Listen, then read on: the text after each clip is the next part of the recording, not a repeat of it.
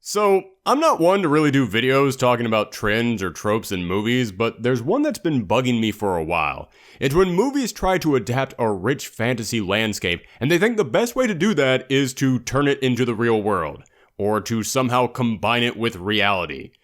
But unfortunately, there's no reason for me to really bring that up out of the blue. So instead today, we're going to talk about the first set photos to be revealed for the upcoming Call of Duty movie. Now, as you can tell from their military attire and heavy combat jeep, it looks like they'll be adapting one of the more recent installments of Call of Duty, and what's that? This is actually the first set photo from the Monster Hunter movie? So this is supposed to be that. And it's being made by that guy who made all the Resident Evil movies? Hey, guess what, guys? I just thought up our topic for today's ediTHORGIals. Stop letting Paul W.S. Anderson adapt video game movies. That's it. That's the entire episode. I'm kidding, it's actually the whole real-world fantasy thing. Are we sure this isn't a photo for the upcoming Call of Duty Nope, that's Monster Hunter. That is Monster Hunter. Yes, welcome to another episode of ediTHORGIals, and on this channel we deal with everything from every corner of geekery, meaning we talk a lot about movie adaptations. Comics into movies, games into movies, television shows into movies, and there's a good reason for that. When you're a fan of some huge creative world in one medium, it's only natural that you'd be curious what it would look like if it was interpreted into a different medium. Not because that would make it better or more legitimate in any way, but because every form of entertainment has its own strengths and different methods of presenting a story. So it's only natural that if you were a fan of something in one medium, you'd be curious to see how it would be adapted into a film. Especially if you're a video game fan. There's nothing quite like seeing your favorite game get a successful big screen adaptation. I said successful. I said big screen.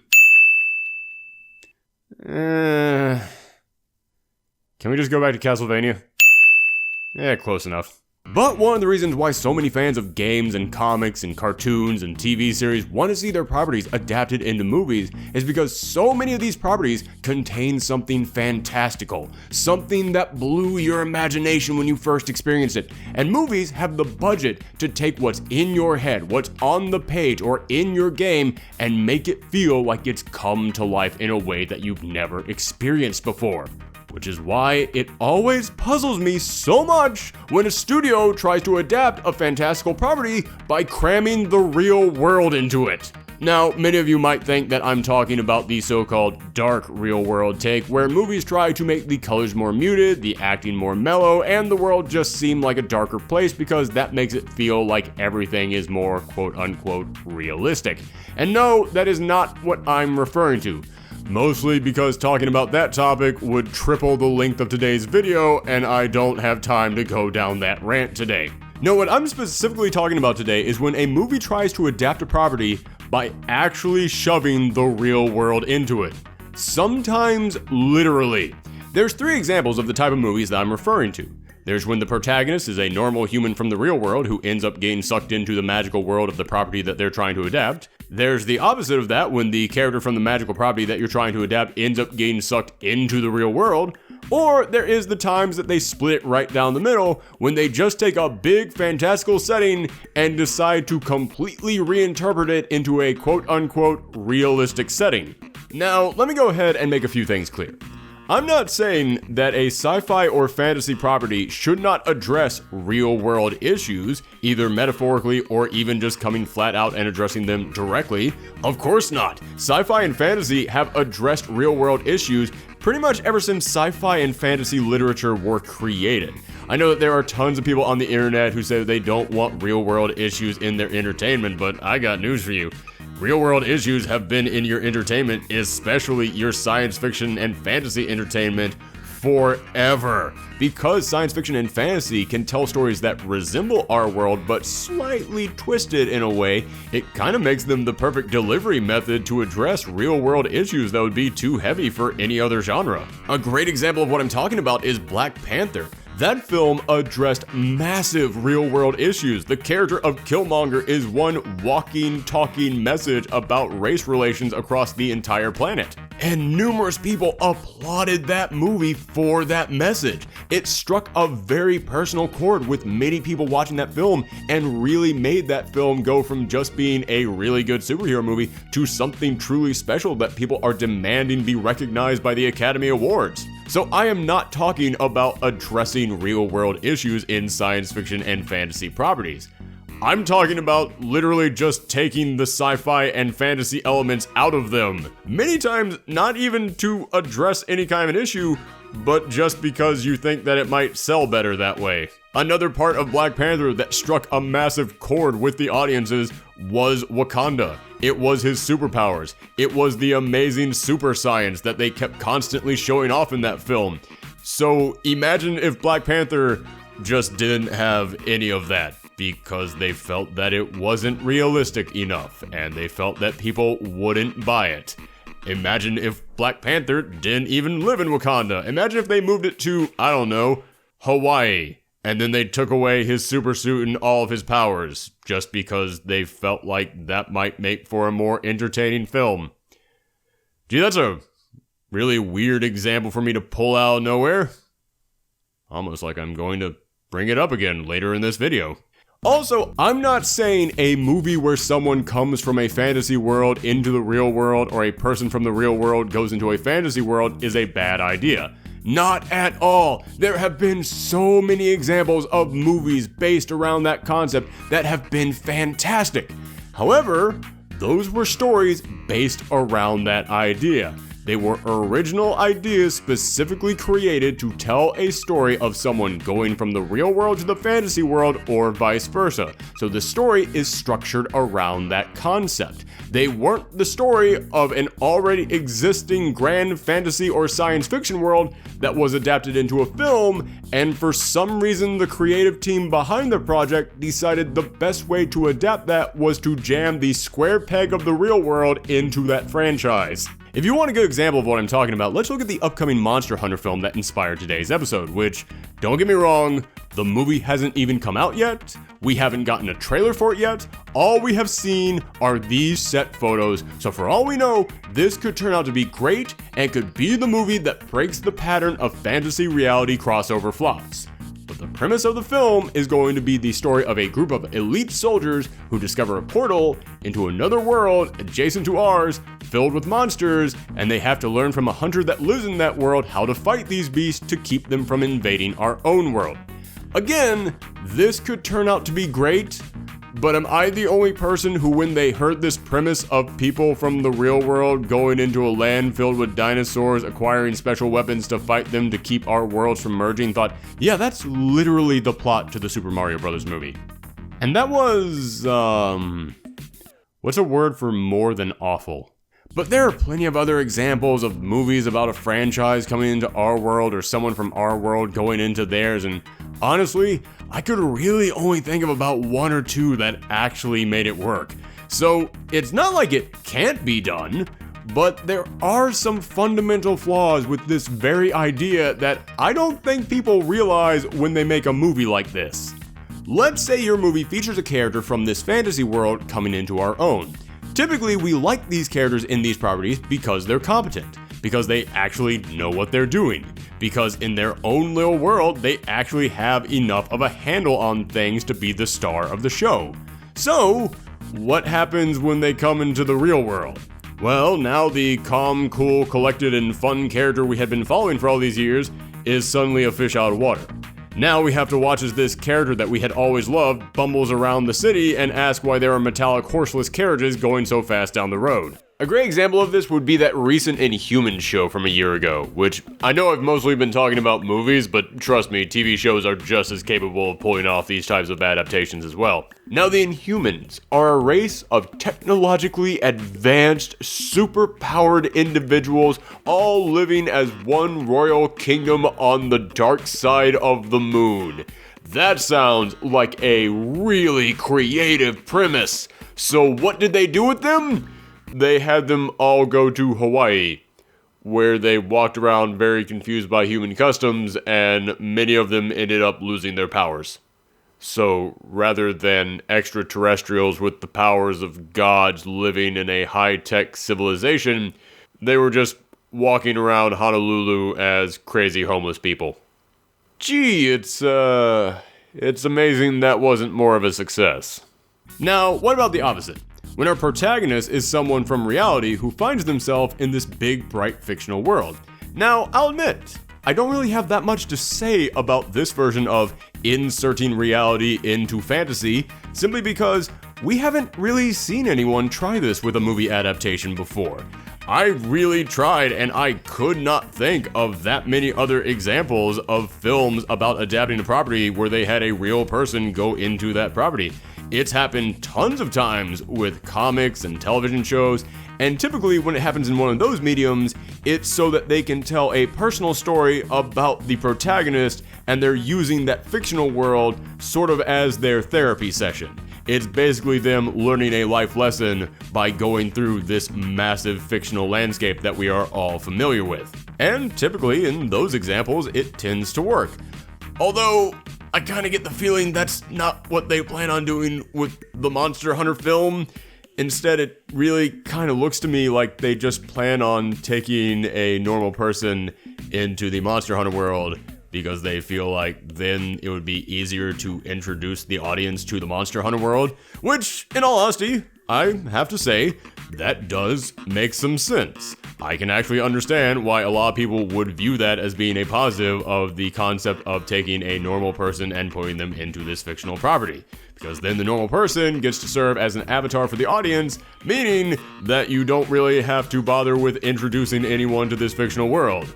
You can instead just explain this fictional world. Which, again, I know that it seems like that is an easy way to establish your property, but it also kind of takes all the world building out of it.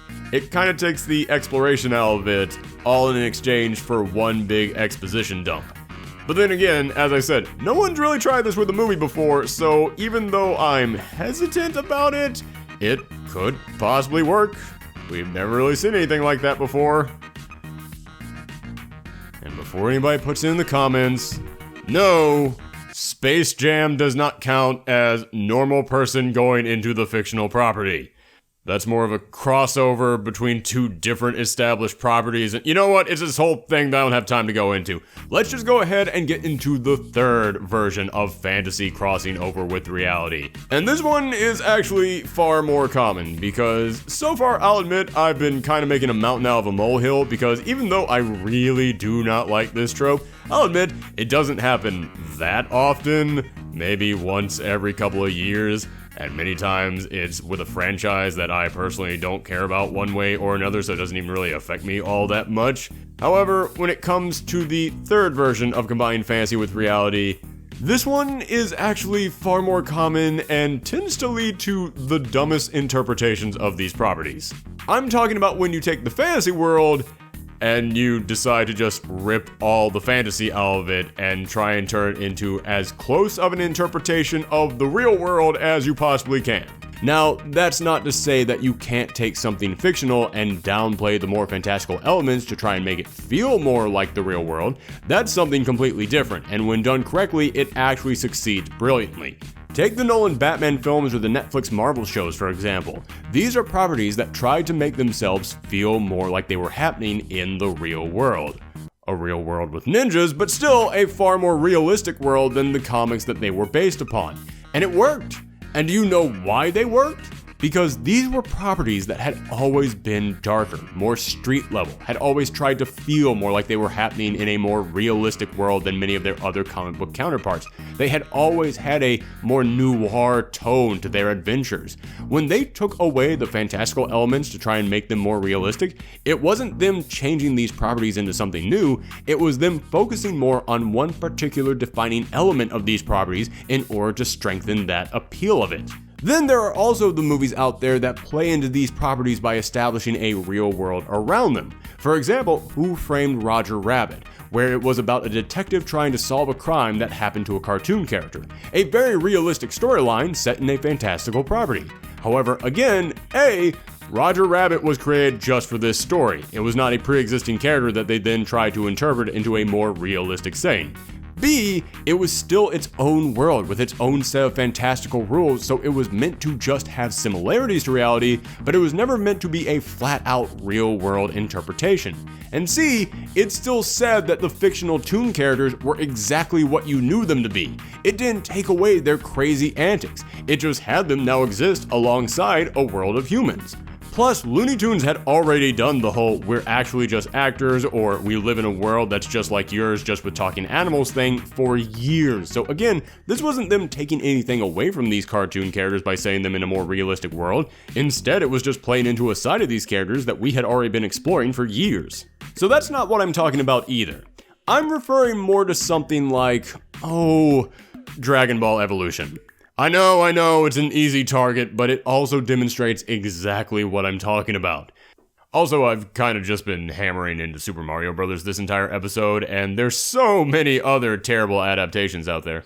Dragon Ball is a magical story of a young monkey boy on an adventure with super scientists, demons, goblins, and wish-granting dragons.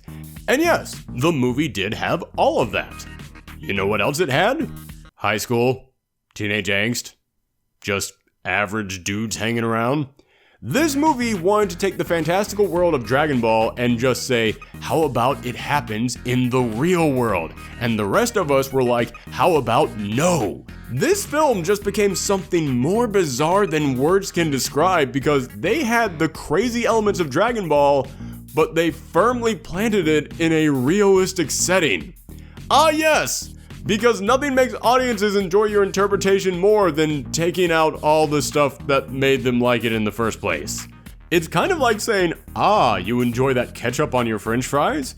Well, imagine how much better it's going to be when we put on strawberry ice cream and cucumber wedges. And that brings me to my big problem with this whole idea of trying to adapt a property by finding a way to shove the real world into it. When you adapt a property, it's because you're trying to bring what people love to the big screen. And I'm not saying you shouldn't take chances, you shouldn't experiment, you shouldn't change things around because this is a brand new medium. You should change things around. Film has a completely different way of presenting a story than books or comics or video games. But my favorite part of Lord of the Rings wasn't when Frodo and Sam had to take the One Ring to Detroit. When you do something like bring our heroes into the real world, it feels like what you're saying is, that big world that they come from that you wanted to see, it wouldn't work as a movie. People wouldn't be able to understand that. And when you have a real person go into the fictional world, it feels like you're saying audiences wouldn't be able to accept this fictional world unless we create a normal person just like them to hold their hands all throughout the movie. And I don't think that's the case. It kind of goes against some of the defining elements of fantasy storytelling. Again, I'm not saying that a normal person going on a wondrous adventure in a mystical world is a bad story, not at all. But when it comes to shoving that premise into a property that wasn't built around that story, well, let's just say I doubt that Game of Thrones would have been received with such high critical praise and financial success over the years if it had starred Ted, an accountant from New Jersey who wished his life wasn't so boring. But then one day, he's in a land with ice zombies and he's got a thing for this lady, but she's got pet dragons and a boyfriend who's pretty scary. And what's this red wedding he keeps hearing all about? That could be fun. Spoiler alert for Game of Thrones, it was not fun. My point is, when you take a property and your idea of how to adapt it is to add reality to it, to me, that says that you don't have faith in it. That you believe it can't work unless you turn it into something that everyone can identify by shoving in there a concept that was not originally part of it. And if you don't have faith in your property, then why adapt it in the first place? And the kicker in all of this is that in the long history of movies shoving reality into their adaptations, almost none of them have ever succeeded. Neither critically and especially not financially. Almost none of these movies have actually made money. And it surprises me to no end that in Hollywood, where the name of the game is, we tried it once, it didn't work, so we're never doing it again, the reality adaptations is the one trend they have decided to keep bringing back. Especially when the adaptations that tend to lean into the more fantastical elements of the source material have a far better track record. In fact, Nothing really demonstrates this point quite like the greatest coincidental dunk in movie history. Because on the day the set photos from Monster Hunter were released, the execs of this film leaned out over the hill like the Grinch over Whoville, waiting to hear everyone talking about, only instead to hear the entire internet spring up in one voice.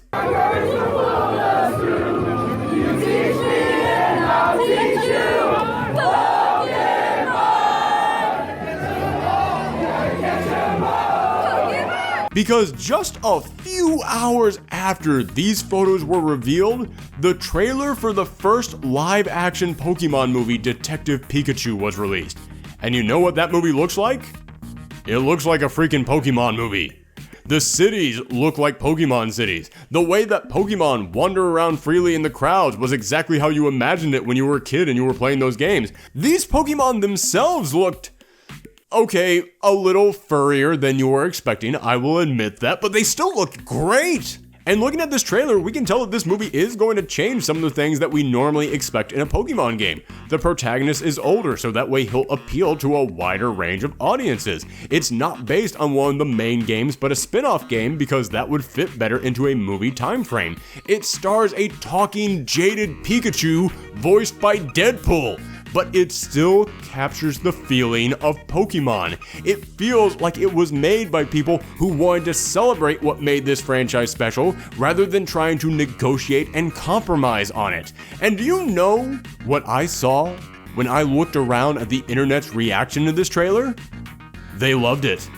Fans of Pokemon rejoiced, while people who never got into this franchise said that for the first time in their life, they're actually kind of interested in Pokemon. And do you know why that is?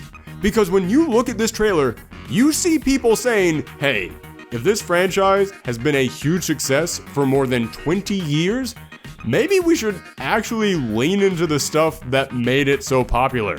Maybe we should actually try to capture that thing that people like about Pokemon. And yes, just to make it clear, everything that I'm saying is based solely on how the trailer looked. The actual end product could be a total mess. But the point of a trailer is to get people to buy tickets, to show up on day one, to talk about this thing. And by leaning into the crazy side of Pokemon, by embracing what made it so fun and imaginative for generations, that's exactly what this trailer did. At least, that's what I hope the movie ends up doing. Again, I'm just talking about the trailer here. God, can you imagine if this movie ends up sucking and this one actually turns out to be good? Man, is my face gonna be red.